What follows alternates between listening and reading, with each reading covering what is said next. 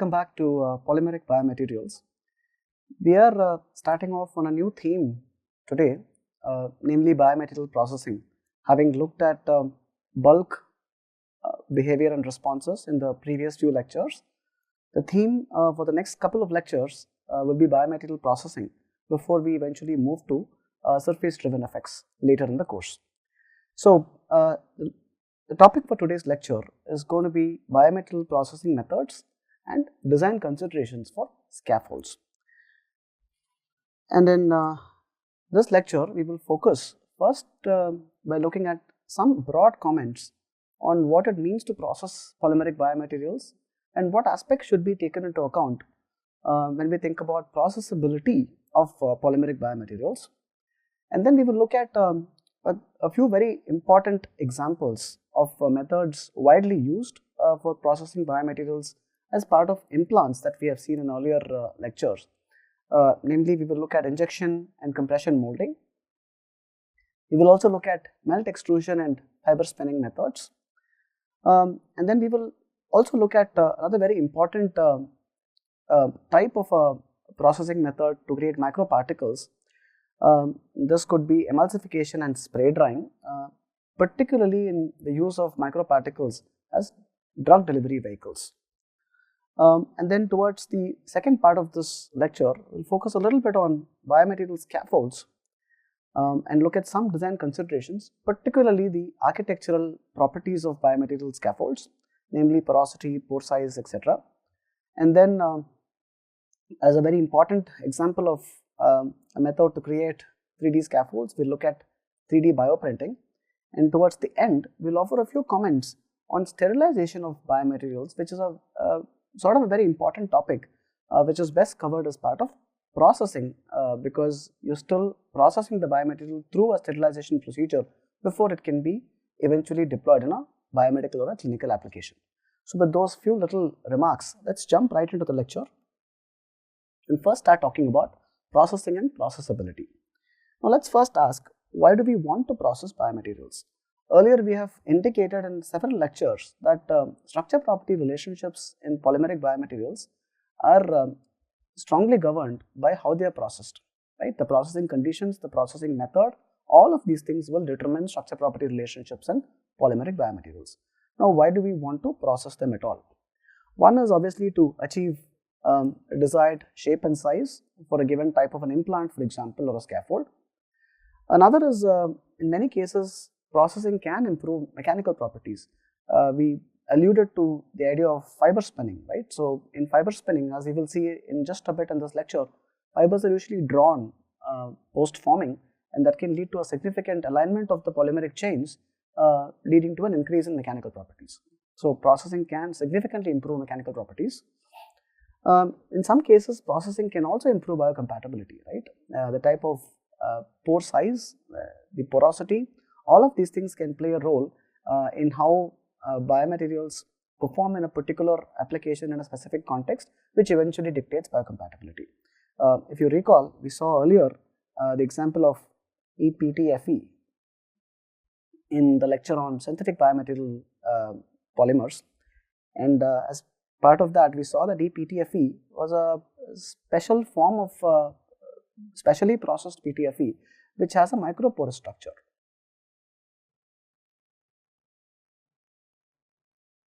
And that has its own advantages, right? So obviously processing has a very big role to play in dictating biocompatibility as well. And of course, sterilization, like I have just indicated a minute ago, has a very important role to play in the deployment of biomaterials.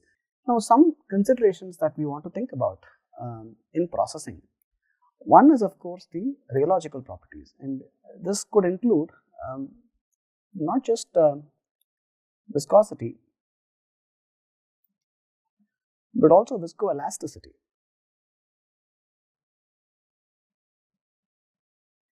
Oftentimes, when you're dealing with polymeric materials, you're not just looking at the viscous aspects alone. Remember, these are viscoelastic materials, as we have seen in the lectures on viscoelastic responses and so on. So, both properties such as G prime and G double prime, the storage and the loss modulus, become important. In many cases, during processing these properties dynamically change, and so it's very important that rheological properties, for example melt viscosities, viscoelastic properties during processing, all of these are carefully accounted for when you process biomaterials. The other thing you're looking at is thermal transitions, and we have looked at numerous examples of thermal transitions in polymers. Some of them include the glass transition temperature, the melting temperature, the decomposition or degradation temperature, right? So there are, and then you can have crystallization temperature. So all of these things we have looked at in great detail in the lectures on temperature and solvent effects, namely lectures 12 through 16. So now would be a good time to recall all of that and contextualize those concepts to processing of polymeric biomaterials. Essentially, if you're looking at processing from the melt, then the question is, how are you cooling it?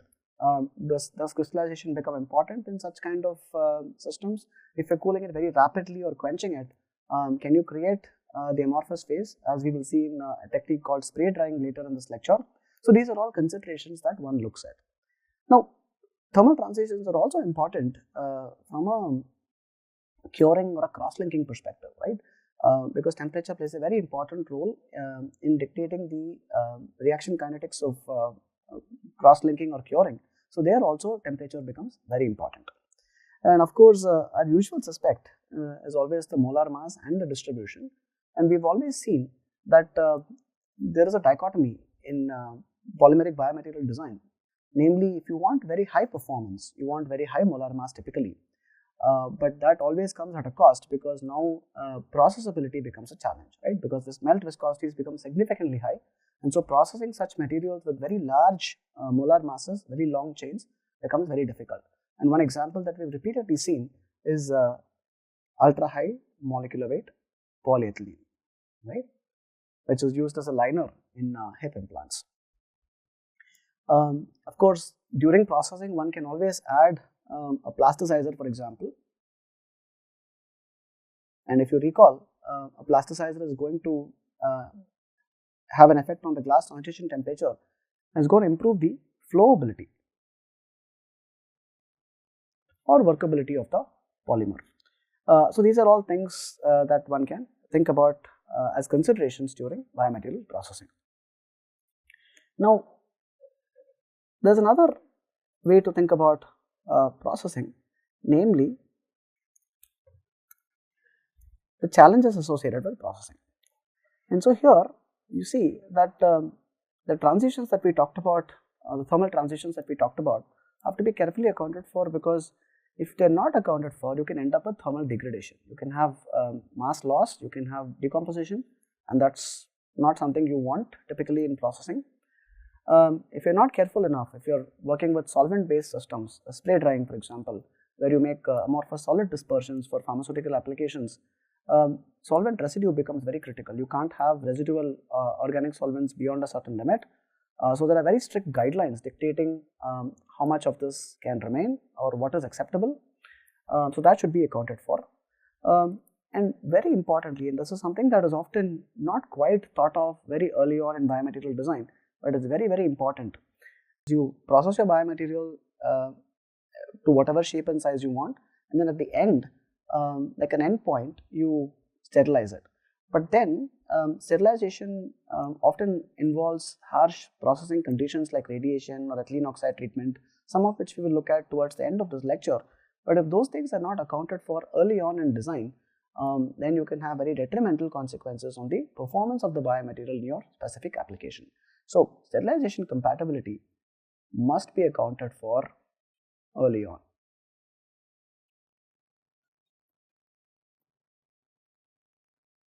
In design. And of course, you're also interested from a performance perspective. So this is from a processing perspective. From a performance perspective, you're interested in the effect of the processing on structure property relationships and some specific properties such as molecular orientation. Are there any residual stresses that you need to worry about once you have processed the material? And then if you're looking at designing scaffolds for, let's say, tissue engineering applications, then you're interested in not just porosity and pore size, but you're also thinking about interconnectivity between the pores. for effective nutrient transport and cell infiltration. And of course, you're interested in surface and morphological features, which will also directly have a bearing on processes such as protein adsorption and cell adhesion, which we will look at under the theme of surface interactions later. And just to recapitulate an idea that we have seen very early on in the course about thermoplastics versus heat set thermosets. Now, thermoplastics, if you recall, are linear or slightly branched polymers without any crosslinks. So you can sort of melt them and you can sort of go back, right? If you cool them, you can reversibly cool and heat. That's what we mean by revert here. And they also very easily dissolve in solvent. So in that sense, they're very easy to process. Some examples include PTFE or PMMA, which are biomedically important, right? Now, you can also have thermosets, heat set thermosets, which are extremely highly cross-linked 3D networks, which are rigid and resist both heat and solvent. So if you heat them, you can't melt them and reprocess them. Essentially, you're going to sort of degrade the material. And because they are a cross-linked network, they're also resistant to solvent dissolution, which can be a good thing for eventual performance, but from a processing perspective, that can make it complicated, right? And so, one typical, very famous example of this is the composite resin fillings used in dentistry, typically with filler particles, which we have again seen in the lectures on synthetic polymeric biomaterials. Again, now would be a good time for you to recall some of these concepts about thermoplastics and thermosets from lecture 10 that we have seen earlier in the course. Now, with that quick introduction, let's jump right into looking at some specific examples of industrially important methods for processing of polymeric biomaterials. We'll first start off with molding methods, namely injection and compression molding. Now, these methods are widely used well beyond the biomedical industry and the implant industry, but our interest here is to look at their applications specifically in biomedical applications. So, we'll start with injection molding. Injection molding is intended for rapid mass production and where complexity is desired, right? When we say rapid, we're talking about a couple of seconds. You can create parts at scale, and this is a very easily scalable process. You can create lots of parts within a very short period of time. The time scale you're talking about is a few seconds to create one part. And it's particularly useful for biomaterial parts that require some kind of nuance or complexity. And as a result, it's widely used for precise complex biomedical or medical devices. In this process, essentially, polymeric granules are melted and mixed in a heating chamber. And once it is mixed, heated and mixed, then the polymeric melt is shot or injected under high pressure into a clamped mold. So you have a mold of the negative mold in some sense of the part you want to manufacture with the right kind of features, and this melt is injected in one shot under high pressure into this clamped mold. And because you're likely working with thermoplastics here, once it's gone into the mold, you want to let it cool, and then the manufactured item solidifies rapidly as it is taken out of the mold. Now you can create shaped parts without complicated machining and with very tight tolerances, and that's a very big advantage in injection molding, where you can have very tight tolerances, as you will see in just a bit. For interference screws, that becomes very important, right? We have seen the use of these when we looked at torsional testing in under bulk behavior and responses in mechanical testing earlier in the course. So for such kinds of applications, injection molding becomes extremely useful. And because you can make large number of these parts without complex machining, etc., it's a very popular technique. But the one limitation, if you will, is that you need custom molds for each geometry, right? Every geometry requires a specific kind of a mold, and that's not very hard to make, but one can look at it as a disadvantage if one wants to see it that way. And one very famous example of biomedical system that is manufactured using injection molding are these PLLA and PLGA bone interference screws for anchoring. So shown here as an example of commercial polymeric ceramic composite screws and how they are positioned to anchor the ligament across in a patient. And these are typically PLLA plus some kind of a ceramic, typically beta tricalcium phosphate.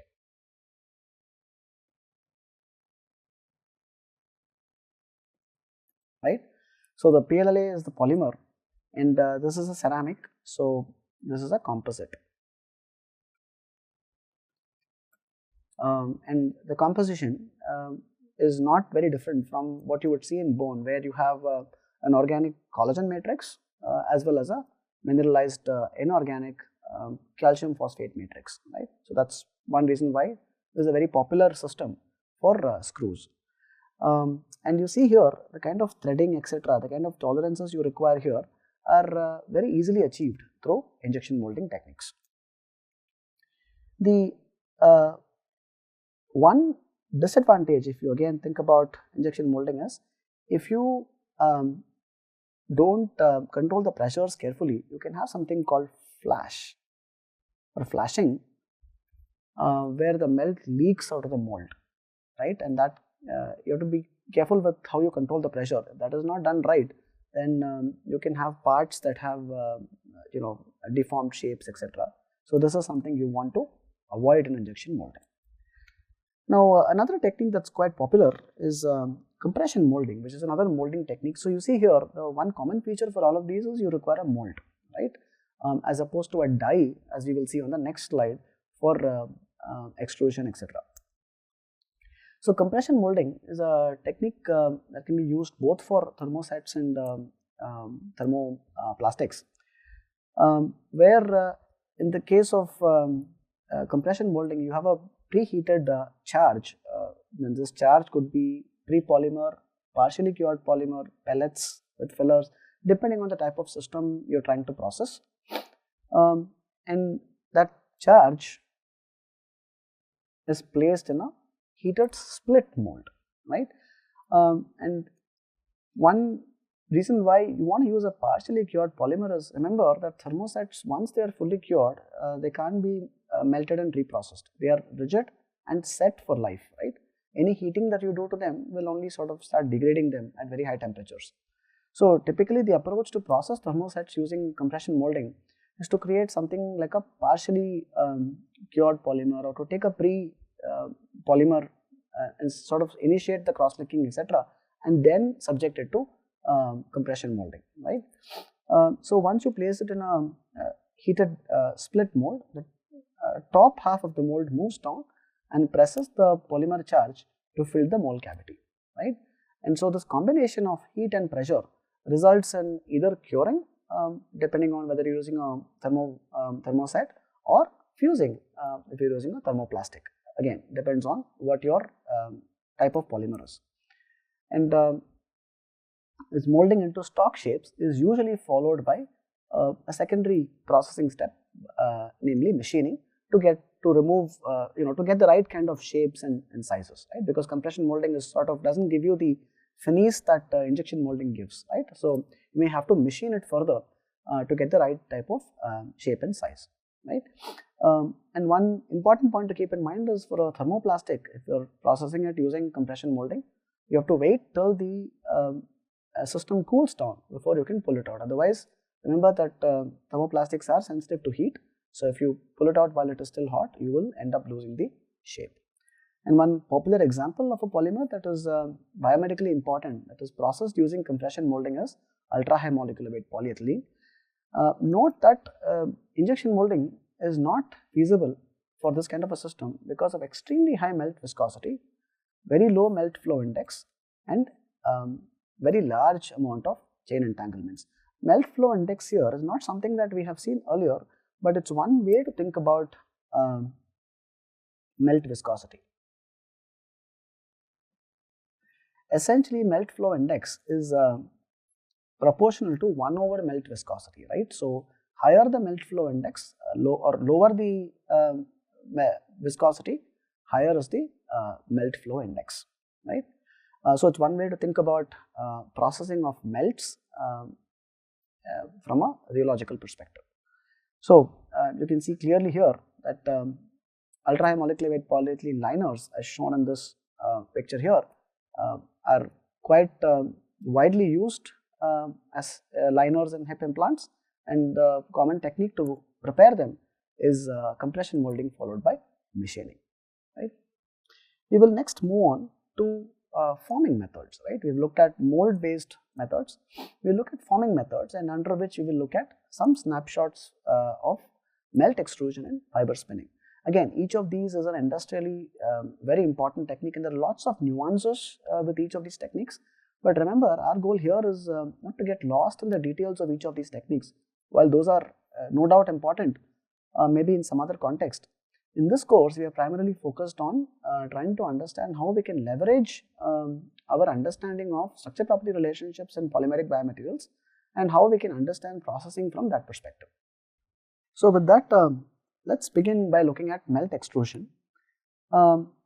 It's a process where first of all, we note that this is a continuous process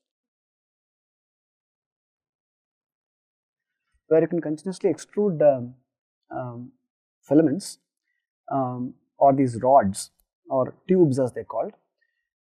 Essentially, a screw moves in a heated chamber filled with pellets, and this is a technique that is both important for mixing as well as shaping. Right? Both are critical here. Flow becomes very important. That's why repeatedly we've kept saying throughout the last few slides that rheological properties are extremely important, right?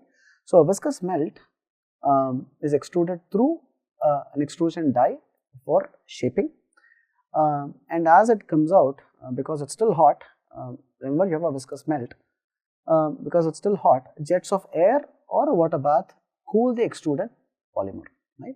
And this is typically used for continuous manufacture of rods or tubing, as shown in this picture. One very important application of melt extrusion for biomedical applications is in the preparation of subdermal implants, and shown here is an example of Implenon, which is a implant. It's an implantable contraceptive device, right? Where you have a polymer with a hormone that's going to prevent pregnancy once it starts releasing in the body. So these small polymeric rods loaded with the hormone are implanted under the skin for long-term contraception, right? And from a processing perspective, it's a very, very straightforward technique where you have the polymer and drug mixed into the melt, and then as it extrudes out, you get this rod, and in fact there is a two-layer sort of a system where the inner rod will have polymer plus drug, the outer rod serves as a diffusion barrier without the drug, and so largely the drug release from systems such as these, for example typically from a copolymer such as ethylene vinyl acetate, you will get largely diffusion driven release, right? So it's not degradation based mechanisms, largely diffusion driven release, which is going to release over months to years, right?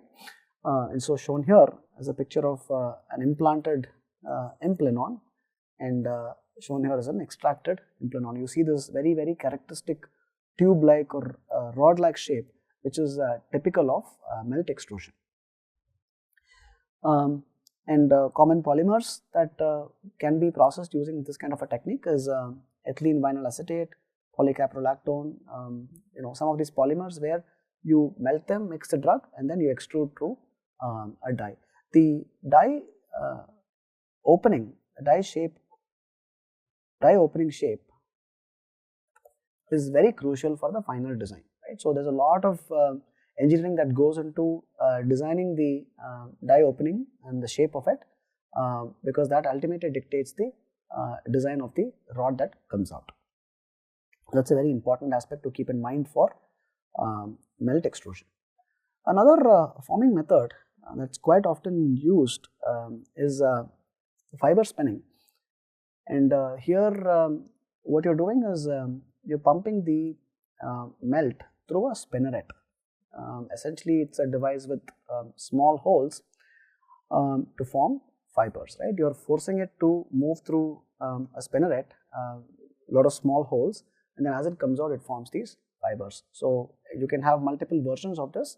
In the case of melt spinning, you have a polymer melt, which is extruded through a spinneret, and the spun fibers, as they come out, they are dried against currents of air, right? So that's why it's called melt or dry, right? It's not a wet spinning process. You can also have a wet version of this process where you can take a polymer solution that extrude it through a spinneret, and as it comes out, the spun fibers are collected or precipitated in a non-solvent path, right? That has its own set of advantages, and you can choose one versus the other depending on the type of application that you are interested in. But what's very important here is what happens after the fibers are formed. Once they come out, they're usually drawn or stretched, and that's a very, very important aspect, because this drawing and stretching is what results in an increase in mechanical properties.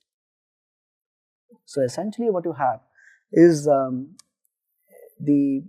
as you draw and stretch them, you have alignment of these chains and crystalline domains within the polymer along the direction of stretch, and that leads to a significant elevation in mechanical properties. So drawing post spinning is a very, very important technique to improve the mechanical properties of these fibers that are formed, right? Typically fibers on their own are rarely used except in some specific applications, but multiple fibers together can be again brought together and knitted and braided, for example, to form vascular grafts. These are Dacron or PET based vascular grafts, where fiber spinning is followed by additional processing steps such as knitting or braiding to result in these knitted arterial Dacron grafts, where the PET filaments formed by pumping viscous melt through a spinneret results in fibers, and they are drawn to improve the strength of the fibers, and these multi-filament yarns are formed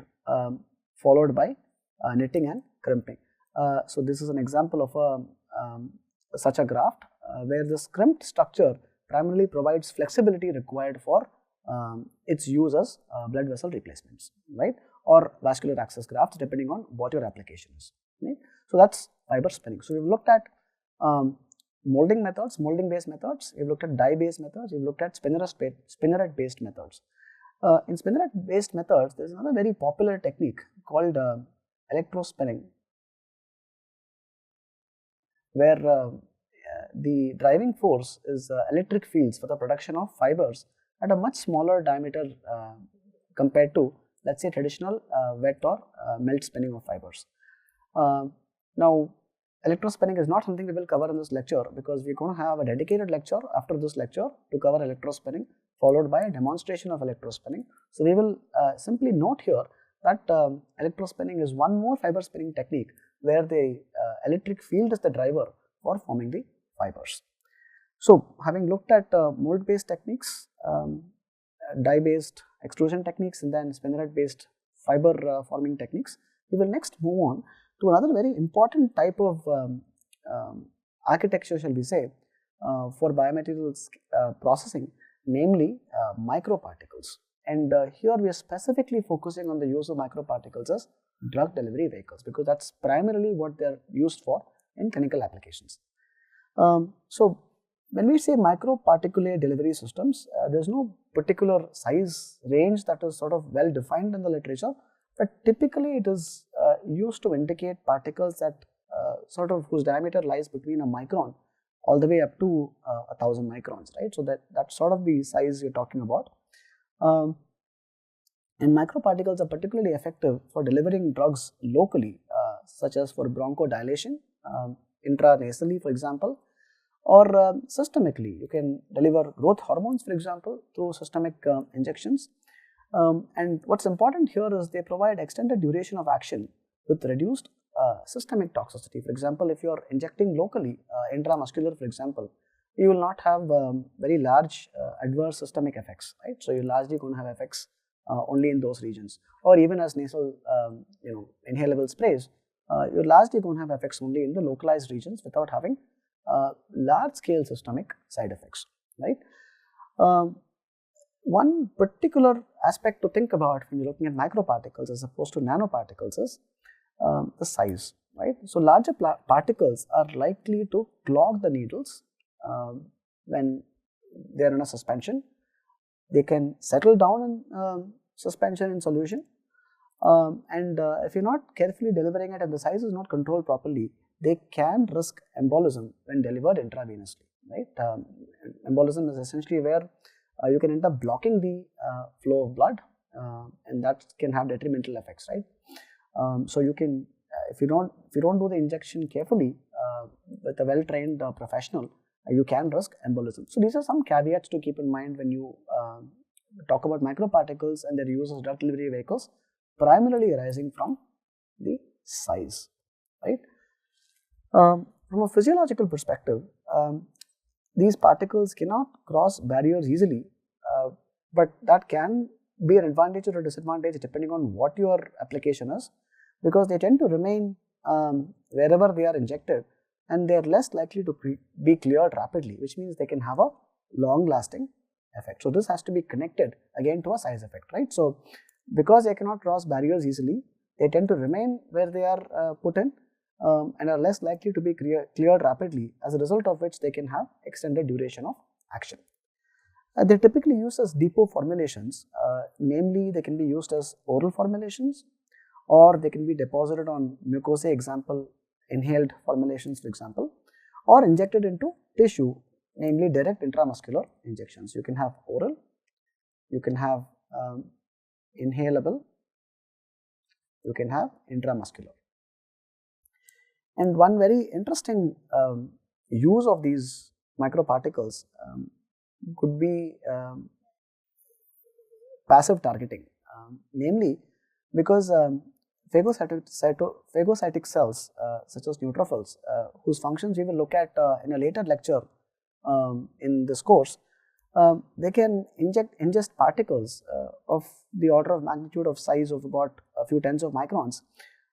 And if they can be ingested, then you can sort of load them with specific kinds of drugs and vaccines and so on, and then use them for specific kind of passive targeting, where simply based on their size, they can be phagocytosed and they will enter the cells and then can release their payload. So that's one interesting sort of an aside that one can think about for microparticles as passive targeting vehicles. Now, we'll look at a quick example of this from a clinical perspective. We're looking at TCA-loaded PLGA microspheres for use in osteoarthritis. Now, osteoarthritis is an inflammatory chronic condition where you have deterioration of articular cartilage, where you have macrophages, which is another cell type that's very important, whose functions again we will look at in great detail when we look at responses of biomaterials post-implantation, right? Body responses or host responses. So we will look at macrophage responses in some detail there. But essentially, macrophages gone haywire is one way to sort of characterize osteoarthritis, and that's going to lead to chronic inflammation. It's going to lead to degradation of articular cartilage. It's going to lead to erosion of cartilage, which is going to lead bones to sort of rub against each other, and it's a fairly nasty condition. And one way to reduce the inflammation is to supplement the local site with corticosteroids, which are known to suppress inflammation. So one way to do this is intra-articular administration of immediate release corticosteroids, where the duration of pain reduction happens in less than a week, right? But this TCA, which is a short-acting corticosteroid, has been formulated along with PLGA as an excipient in a long-acting formulation for pain relief, right? So with a drug loading of about 25% and with PLGA as an excipient, so you have to imagine PLGA microspheres loaded with this drug, and it's actually been commercialized and approved by the FDA for relieving inflammation and knee pain in patients suffering from osteoarthritis. And because of the effects of microparticles that we have already seen here, you have to be able to now translate those advantages to why microparticle based delivery of corticosteroid can have long lasting relief for patients suffering from osteoarthritis. Here, microencapsulation in particular provides the following benefits. One is obviously the extended duration of drug release, potent localized therapeutic responses. And that's very important because you're locally administering the injecting the microparticles here.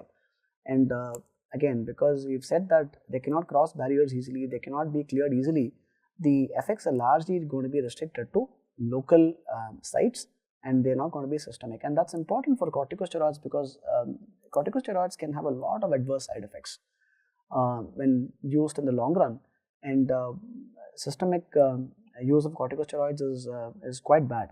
So it's very important that the responses here, whatever anti-inflammatory effects they have and whatever side effects they have, are largely restricted to localized therapeutic responses along with minimal systemic exposure. And of course, you get very long lasting effects from a single injection. So, this is a very powerful technique where all you have to do is go and get an injection of a single shot, and then that can be repeated if need be later. But one injection itself for many patients has shown to have very long lasting effects because of slow and controlled release of this drug TCA from these injected PLGA microspheres. So, that's one very clinically important example of the use of PLGA microspheres. PLGA is a polymer that we have looked at in very great detail throughout this course, particularly in the lectures on synthetic biomaterials or synthetic polymers, and we are looking at its use and PLGA being processed in the form of microspheres and its use as a carrier for this drug for use in relieving pain in patients suffering from osteoarthritis. So, now that we have looked at microparticles broadly and their benefits and how they can be clinically used, we will look at two very quick methods for preparing microparticles. One is an emulsification method, the other is spray drying, each with its own advantages and disadvantages. We will first look at emulsification. We are particularly focusing on something called an oil and water emulsion. So, this nomenclature here indicates that it's an oil and water emulsion. So, you have two phases in an emulsion. Most of you will be familiar with emulsions from some chemistry course you've taken, but just to recapitulate, you have two phases stabilized by interfaces stabilized by surfactant, and so typically an oil and water emulsion is typically used for microencapsulation of hydrophobic drugs, right? So what you do is you take a polymer and drug co-dissolved in a solvent and then typically homogenized in an aqueous medium water with the presence of a surfactant, typically polyvinyl alcohol, right? That stabilizes the interface, and what you end up getting is upon homogenization is are these emulsion droplets, and shown here is a cartoon of that process where homogenization happens in the aqueous phase. So this is the orange droplets are the organic phase, the oil phase, which is the polymer plus drug, which is hydrophobic. That's the dispersed phase. The dispersing medium is the aqueous phase of the water, right, with PBA. And the presence of PBA plus continuous stirring, right, is going to prevent coalescence of these droplets. And as the solvent slowly diffuses out of the polymer, the particles harden, and then you can have the solvent evaporate under either ambient conditions, or you can have a little bit of heating to promote solvent evaporation. Essentially what you end up getting is, after all of this happens, is hardened microspheres which are solid-like with the drug encapsulated in them. Now, process parameters that play a very important role, as you can imagine, in dictating both the size and the dispersity of the particles include drug to polymer ratio, polymer molar mass, solution viscosity of both the aqueous and the organic phase, how you are extracting the solvent or getting rid of the solvent, as well as the agitation speed. This is one of the most well studied systems for preparing microparticles. So, you will find a lot of literature looking systematically at each of these factors and how they play a role in determining the final size as well as the dispersity, right? What I would also encourage you is another very important class of systems that is used for preparing microspheres, or what are called these double emulsions. But if you've understood everything I've said so far about single emulsions, namely the oil and water emulsion, then when you look up what double emulsions are, you will find that it's not very hard to follow. So I would suggest that you pause and look up what double emulsions are and what their applications in biomedical and engineering and clinical applications are. Another very important process for preparing microsphere based systems with drugs in the pharma industry is spray drying, right? So essentially this is a technique where drugs with excipients here typically refer to a polymer, although not always, but most likely a polymer, and these polymers could be something like HPMC, copovidones, Udraget. I mean, there's a whole bunch of polymers that are used for oral drug delivery, what are called oral solids. So there are typical polymers used for these kinds of systems, and so the polymer and drug are dissolved in a solvent, and solvents typically could be something like acetone, ethanol, DCM, right? These kinds of organic solvents, and they're atomized using a fine nozzle. And as they come out, hot air also comes in and evaporates the solvent, forming microparticles. Now, one very important aspect about spray drying is this rapid solvent evaporation, right? That has a lot of advantages, but two very specific advantages from a polymer and a drug perspective are: first is that the rapid solvent evaporation, it's extremely rapid drying. So rapid solvent evaporation reduces drug diffusion, right? So as particles solidify extremely rapidly as they go through this chamber, these microparticles solidify very rapidly, which means the drug doesn't have enough time to diffuse out, right? So you'll have very low drug loss in this kind of an approach because particles solidify very, very quickly. From a polymer perspective also, this kind of a process can lead to what are called amorphous solid dispersions, right? In fact, most of the drugs that are out there today in the market are in the crystalline form, right? Amorphous solid dispersions have started gaining a lot of interest, and there are products out there, but it represents a much smaller component of the market share. But amorphous solid dispersions are particularly advantageous because they typically provide higher solubility and higher bioavailability because of the amorphous phase. But stabilizing them is also difficult. So there are challenges in preparing and stabilizing amorphous solid dispersions. The preparation part is not that complicated because spray drying is a well established process. But how do you stabilize them against say phase separation or recrystallization, right? So you don't want the drug to crystallize out once you form the amorphous solid dispersion, right? Because then you lose that advantage of the higher solubility that comes from the amorphous phase. So these are all challenges that one needs to think about. How do you prevent crystallization during storage, right? Until deployment, how do you prevent crystallization? But nevertheless, the process itself is very useful to prepare amorphous solid dispersions because of the rapid cooling and the rapid drying that happens, leading to the entire system becoming amorphous. We'll have to now connect this to the concepts that we have seen during crystallization in lecture 12 and the amorphous phase in lecture 13. And particle size here is influenced by nozzle radius, chamber temperature and airflow rate, among many other parameters. And of course, this is taken to a cyclone separator and then further processed and compressed and used in various forms in the form of tablets, etc. So these are two very important processes for preparing microspheres. Now, having looked at some very popular techniques for biomaterial processing, we will now switch gears a little bit and take a look at biomaterial scaffolds. Now, when we use the word scaffold, we're already hinting at the idea of a tissue engineering approach.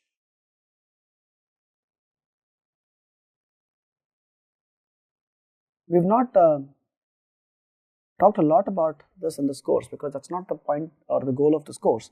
But because we are talking about biomaterial scaffolds here, we'll quickly look at some properties that are extremely important for biomaterials to be used as scaffolds in tissue engineering kind of applications or even drug delivery kind of applications, right? And here there are structural properties of interest, right? This could be what you would call bulk architecture, if you will, if you want to use that phrase. So one is the overall geometry of the material itself. The shape is tailored to the defect size. Essentially, the idea here is you are designing materials that can fill defects and promote or initiate regenerative processes which lead to regeneration of the tissue, and over that period of time the scaffold is expected to degrade, right? So you can match the very carefully the degradation rates of the material with the regeneration rates of the tissue you are replacing or regenerating. So here, obviously, because you are interested in regenerating tissue, you want cells to sort of attach, infiltrate and form vascularized tissue, where porosity and pores has become very important, because porosity influences cell infiltration and mass transport, but can also impact mechanical strength. So this is something that you will get used to from a design perspective. When one property gets enhanced, another property sort of gets compromised. So you'll have to find a sweet spot when you're processing biomaterials. Pore size likewise plays a very important role. Large pores allow cell migration and vascularization. Pore size on its own can also have other effects on immune cells. For example, it's very well known that this cell type called a macrophage, which I talked about earlier, is very sensitive to pore size. In fact, the phenotype of the macrophage can be directly impacted by modulating the pore size of specific kinds of scaffolds, right? If you're above a certain pore size, you can have certain kinds of phenotypic responses which will result in certain kinds of functional responses. And if you're below a certain pore size, you will get very different kinds of phenotypic and functional responses from the same cell type, right? And not just the pore size and porosity, pore interconnectivity is also super important, because they provide continuous pathways for cells, fluids and nutrients to sort of go through and transport, which are all important for uniform tissue growth and eventual functional vasculature. And for certain kinds of tissues that have anisotropy, like ligaments and tendons, anisotropy becomes important, where you can have a direction dependent structure. So next we will quickly look at some design considerations for scaffolds, and we will first note that any scaffold that you are preparing is expected to support favorable biological responses in whatever context or whatever application you are using them in. The application being tissue engineering or regenerative medicine, we are looking at scaffolds that can degrade with time. So many of the polyesters that we have seen can be very popularly used for these kinds of applications. So degradation has to be controlled, but the degradation products should not elicit unfavorable responses. So this is something that we have seen as part of biocompatibility, where no material is intrinsically biocompatible. This is very contextual. It has to be specified in the context of a certain application, but not just during implantation, but its biocompatibility also has to be defined as a function of time, because degradation happens over time. You can have certain degradation products causing certain kinds of adverse reactions which would not be favorable. And of course, from a structural perspective, the volume fraction of interconnected pores are expected to aid transport of nutrients and cell infiltration as needed, right? So you want nutrients to go in and out, you want waste to come out once the cells are metabolized, and you also want cells to form an interconnected network. So it's not just enough if you have isolated pores, there has to be an interconnected pore structure, right, for these scaffolds.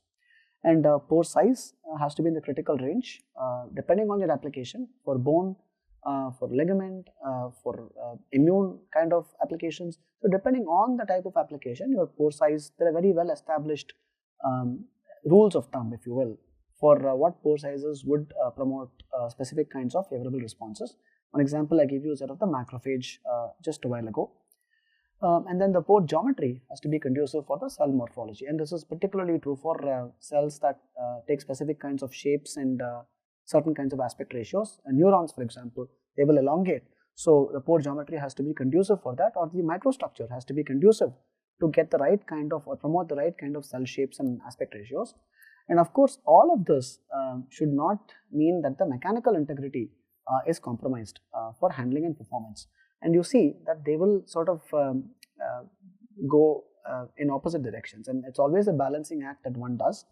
And some popular scaffolding techniques are listed here: gas forming and particulate leaching, very popular techniques. Gas forming essentially the gas like CO2 is dissolved into the polymer at very high pressure. When you depressurize, gas escapes in the and that leads to the formation of a nice kind of a foam. In particulate leaching, what you're doing is you're using a porogen like salt or sugar and so on, and you're putting the polymer in solution in a mold casting it along with the porogen, and post solvent evaporation, you're sort of leaching out the porogen, leaving behind these large interconnected pores. You can also have something called thermally induced phase separation. You can have electrospinning, which leads to fibrous structures, which we're going to talk about in quite some detail in the subsequent lectures. You can also have 3D printing. So these are just some examples of very popular scaffolding techniques that are used, and I would encourage you to read more about this, because this is not something we can cover in a lecture like this, the details of which I would encourage you to sort of read up on your own, primarily with regard to the design considerations that we have talked about here. So for each of these techniques, what are sort of the pore sizes that you can get, what kind of porosities can you achieve, what are the types of mechanical strength and modulus you can achieve with these kinds of processing techniques. So these are all things that I would encourage you to look up and sort of read on your own. And I think it should be fairly easy for you to understand based on whatever we have discussed here. Before we move on to the next slide, I want to just point this out, that there is always a trade-off that you're looking at, right? We've already talked about it, but now would be a good time to sort of consolidate all those ideas and pause and reflect on the engineering and design trade-offs that you have in biomaterial processing. One is porosity versus strength. The second is degradation rate versus regeneration rate. The third is interconnectivity versus stability, for example, for pores. And then fourth one is anisotropy versus manufacturing complexity. So these are all things that each of these is listed as a pair, and you can see why it's one versus the other, because when you enhance one, the other is sort of going to get compromised. So there is sort of a sweet spot that you can sort of think about when you think about engineering or design trade-offs. It's always a trade-off. The question is, what is more important in your application, and how much are you willing to compromise on one versus the other property. Now, just to drive home some of these points, we will in the next couple of slides focus on one very important technique called 3D bioprinting. This is a very popular technique and is increasingly becoming popular. We will look at some aspects related to some of these processing challenges, and also look at some design trade-offs. So before we look at 3D bioprinting per se, we will quickly look at the broader class to which this belongs, namely additive manufacturing. So additive manufacturing represents a series of different types of or categories of processes that are largely governed by computer-aided processes involving layer by layer deposition to result in 3D shapes with complex geometry. So that's what unites all of the additive manufacturing processes, and one specific example of that is 3D printing, and one specific example of or subclass of that is called 3D bioprinting, which is what we will look at. Essentially, 3D bioprinting involves cell-laden bio-inks. So you're essentially printing something here, and what you're printing here are largely bio-inks, and bio-inks usually are composed of a polymeric matrix with cells embedded in them, and also the appropriate bioactive signals needed for supporting cell growth and tissue regeneration. And these are printed into custom shapes to mimic the native tissue and to facilitate regeneration. So some very popular examples of approaches to 3D bioprinting include microextrusion, inkjet printing, and stereolithography. And shown on the right are cartoons of each of these. Microextrusion is a technique where a bio-ink is extruded through multiple micron-sized nozzles to form continuous filaments, like so. And these are typically suitable for high viscosity bio-inks and high cell densities.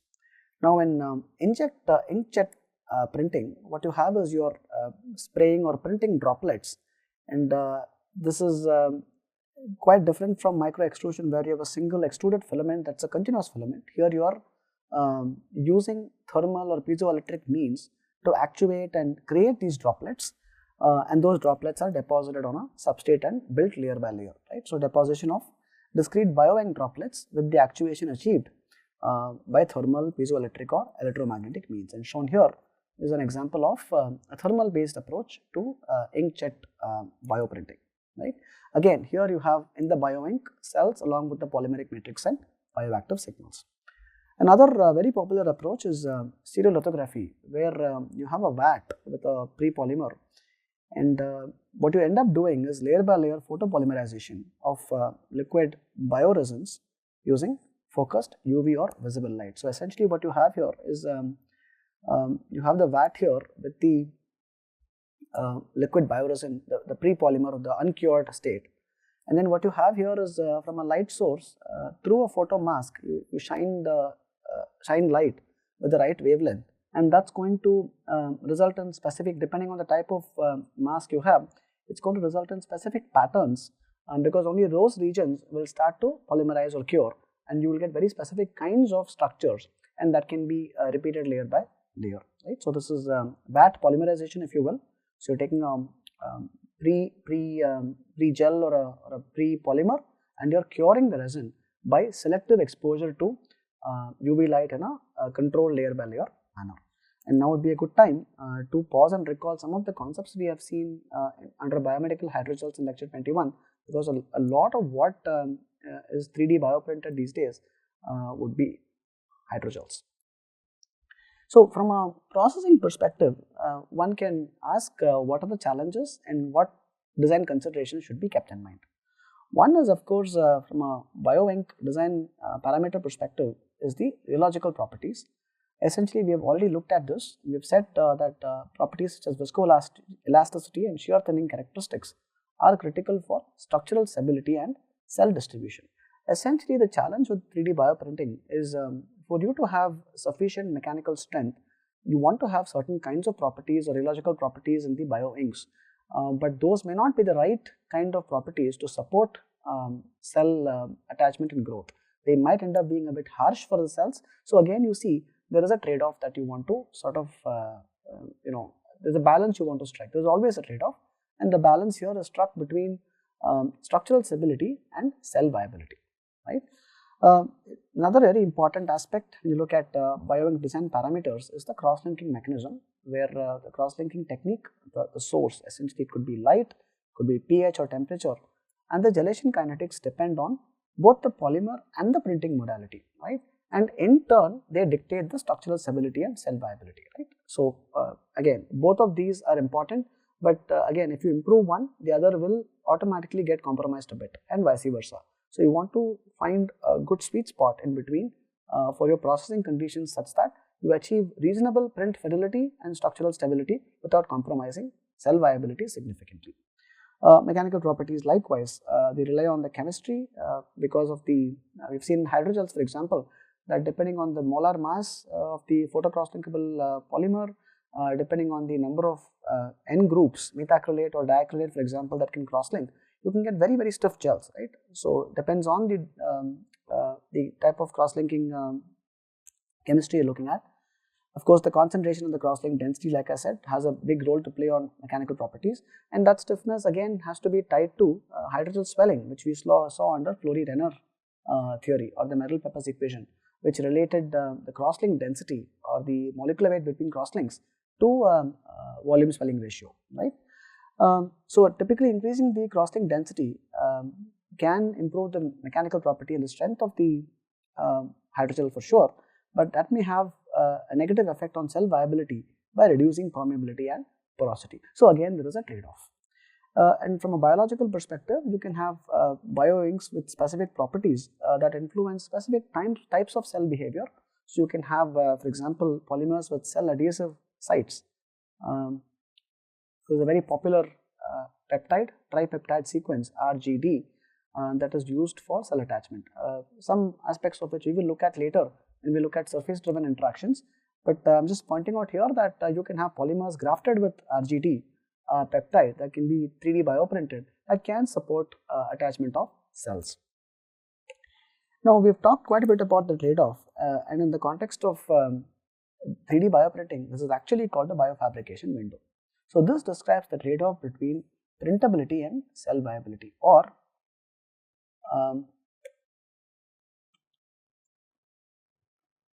print fidelity, structural stability of the printed matrix, and cell viability, right? There's a trade-off between these. So, printability requires, like we've already noted, high viscosity and rapid cross-linking, but viability requires mild processing conditions. So, this rapid cross-linking is important because if it doesn't cross-link, if the layer that you've deposited doesn't cross-link rapidly, the next layer is going to deposit on a sort of a semi-sol-like substrate, and it's not going to have, you're not going to create that nice 3D structure, right? It's going to fuse, you're going to have layers fusing, and you're going to have layers intermixing, and that's not a good thing, right?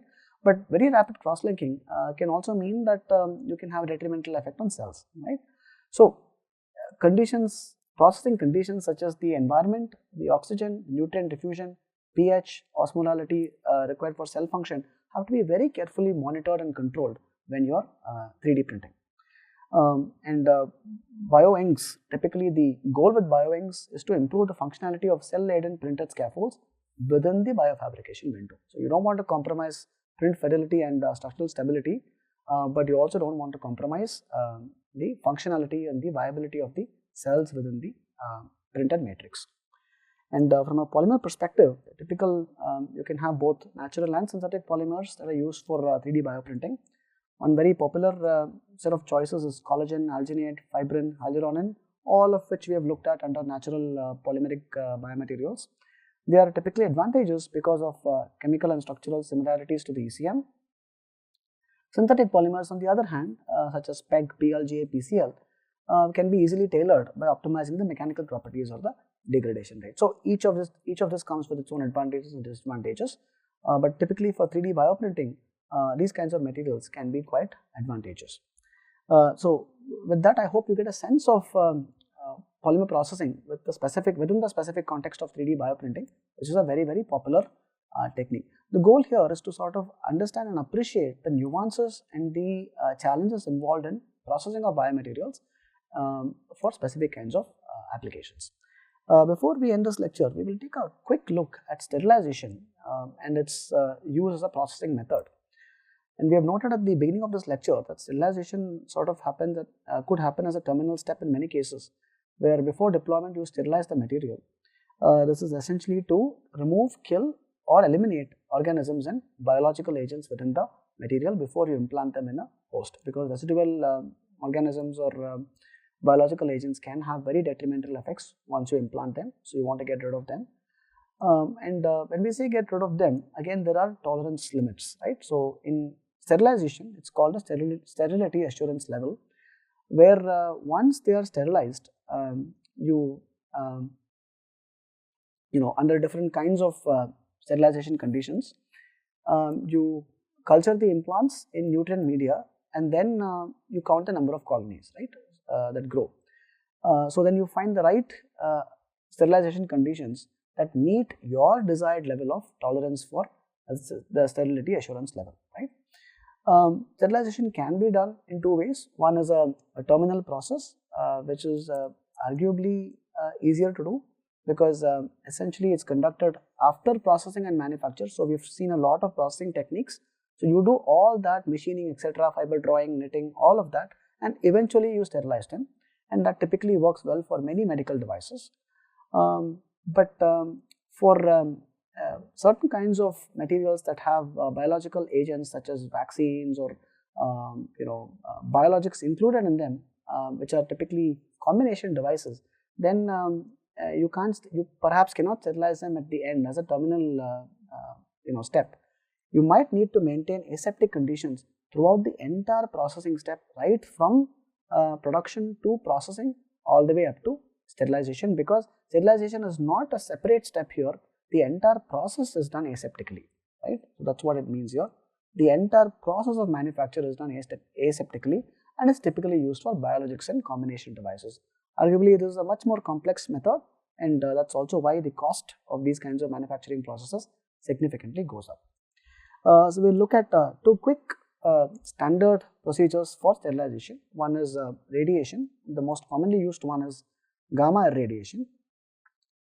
This accounts for 40% of the total terminally sterilized products. Very popular technique in the clinic for many biomedical devices.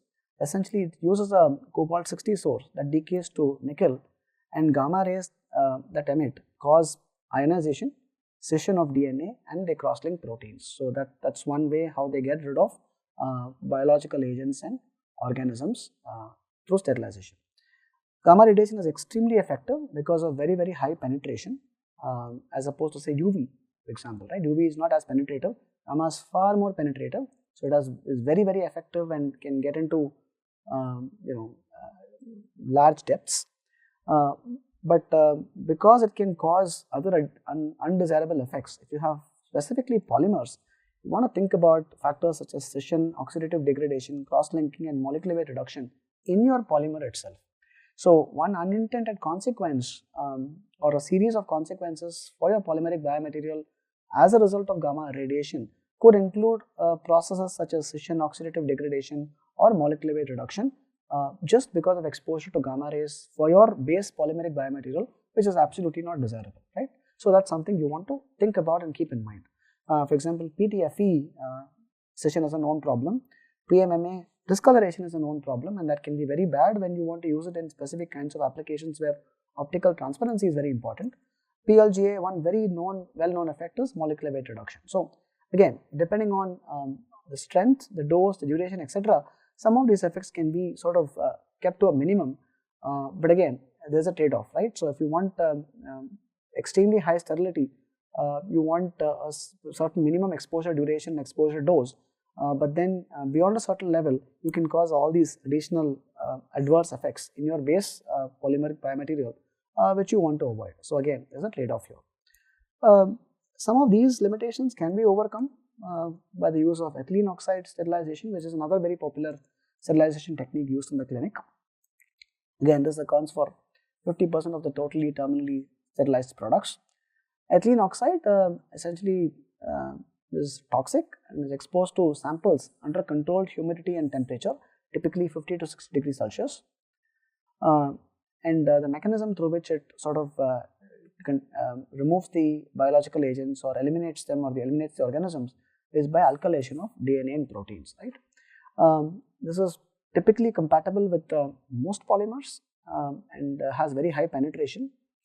But one thing to think about is there are unintended consequences you can have in terms of accidents because this is flammable and it's also carcinogenic. So if it is, the byproducts are carcinogenic, so if it is not degassed properly post sterilization, if it is not aired out enough, some of the residual byproducts can be extremely harmful to the user or the operator in the sterilization room, and perhaps even to the ultimate surgeon who is going to sort of implant it. Of course, because of the involvement of controlled humidity, there is always the risk of moisture, and if there is the risk of moisture, you can have hydrolysis, you can have aging, you can induce other kinds of sort of unintended effects, perhaps not as dramatic as gamma radiation, but again, nevertheless, these are some things to keep in mind. When you use natural polymers, there is always a risk of low alkylation, and for low melting point polymers, ethylene oxide sterilization may not be suitable because you're using 50 to 60 degrees Celsius, and for polymers that have a fairly low melting point, this may not be the right kind of approach to take. In closing, what I will say is I would like you to pause and look up the sterilization approaches that are used commercially in the clinic for intraocular lenses, breast implants, drug-eluting stents, and hip implants, all of which are very different devices containing very different polymers.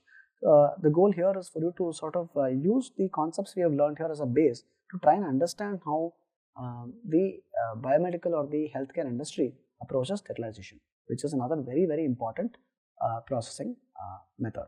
So with that, we will close this lecture, and in the next lecture we will take up in great detail the process of electrospinning, as one very important example of a technique to prepare scaffolds.